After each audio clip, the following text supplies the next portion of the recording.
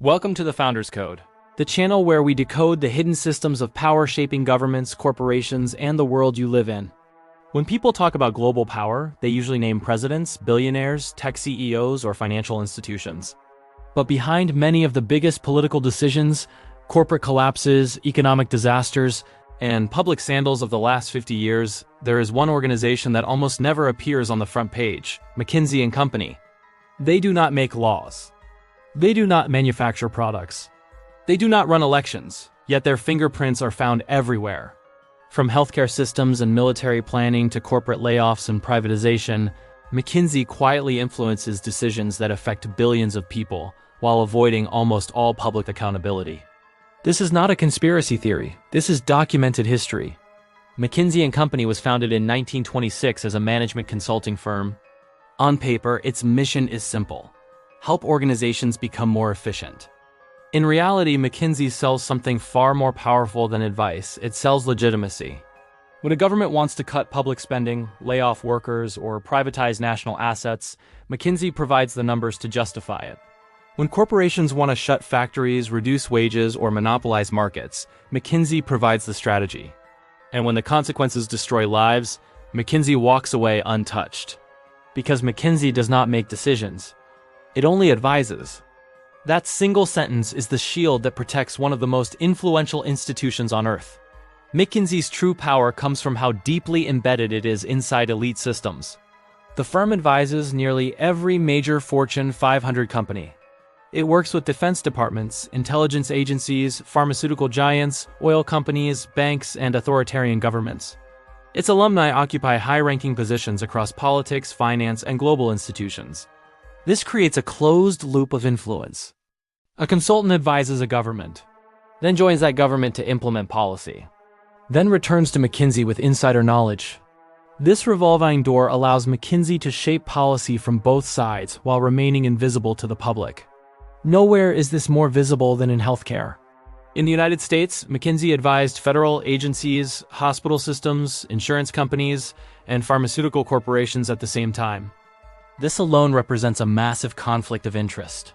But the most disturbing case involved Purdue Pharma, the maker of OxyContin. Internal documents later revealed that McKinsey helped Purdue increase opioid sales even as overdose deaths exploded. They advised on how to target high-prescribing doctors. They proposed strategies to push more opioids into regions already suffering addiction crises.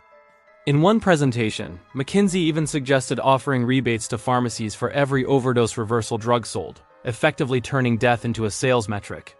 When the opioid crisis became impossible to ignore, Purdue collapsed under lawsuits. McKinsey denied wrongdoing. Eventually, they paid hundreds of millions in settlements without admitting guilt. No executives went to prison, no licenses were revoked. McKinsey continued operating normally. This is how power without accountability works. McKinsey's influence extends far beyond healthcare. During economic crises, governments often turn to McKinsey for restructuring plans. These plans almost always follow the same pattern: cut public services, reduce labor protections, privatize assets, and prioritize efficiency over social stability. In country after country, McKinsey has advised austerity policies that led to mass layoffs, weakened public infrastructure, and increased inequality. When the social consequences arrive, McKinsey is already gone. During the COVID-19 pandemic, McKinsey advised governments on vaccine distribution, crisis management, and economic recovery, while simultaneously consulting for pharmaceutical companies that stood to profit. Again, the firm claimed neutrality. Again, conflicts were ignored. In authoritarian regimes, McKinsey has advised governments accused of human rights abuses. In Saudi Arabia, McKinsey consulted on economic reforms while dissidents were imprisoned and executed. In China, McKinsey advised state-owned enterprises while the government expanded surveillance systems. McKinsey does not ask whether power is used ethically. It only asks whether it is efficient. Corporations rely on McKinsey during moments of crisis.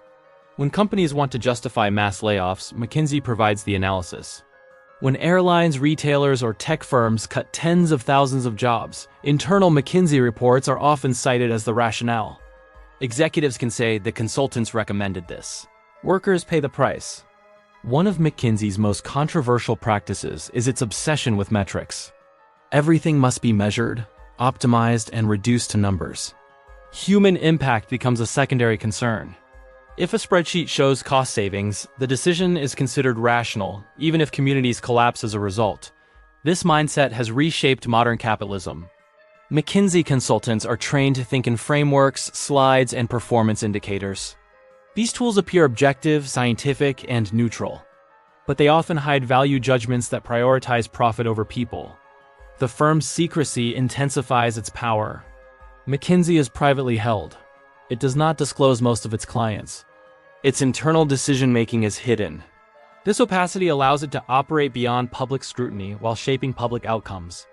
Journalists, regulators, and lawmakers struggle to investigate McKinsey because there is always plausible deniability. Advice is not action, strategy is not execution. Influence leaves no paper trail of responsibility. Even when scandals emerge, McKinsey survives. After the opioid crisis, after government controversies, after corporate collapses, McKinsey remains intact. Clients return, governments rehire them. The cycle continues. Why? Because McKinsey offers something elites desperately need: justification. When leaders want to make unpopular decisions, McKinsey provides cover. Data becomes a weapon.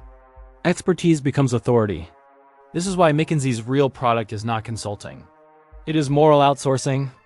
Decisions that harm millions are framed as unavoidable outcomes of rational analysis. Responsibility is dissolved into PowerPoint slides. The question is not whether McKinsey controls governments and corporations directly. It does not need to. Influence is enough. When the same firm shapes thinking across industries, governments, and generations of leaders, it effectively designs the operating system of power. McKinsey alumni run central banks, ministries, multinational corporations, and global institutions. They carry the same frameworks, assumptions, and priorities into every role. This creates a uniform elite mindset that spreads across the world. Efficiency over humanity. Growth over stability. Profit over accountability. McKinsey is not evil in the traditional sense. It does not seek chaos, it seeks optimization. But when optimization becomes the highest value, human cost becomes irrelevant. That is how systems break without anyone feeling responsible.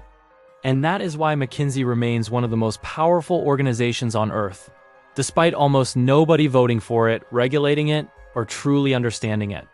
This is the silent architecture of modern power. And this is why the most dangerous institutions are often the ones you never see. If you want more deep investigations into the hidden systems shaping our world, this is the Founder's Code. Subscribe and stay aware.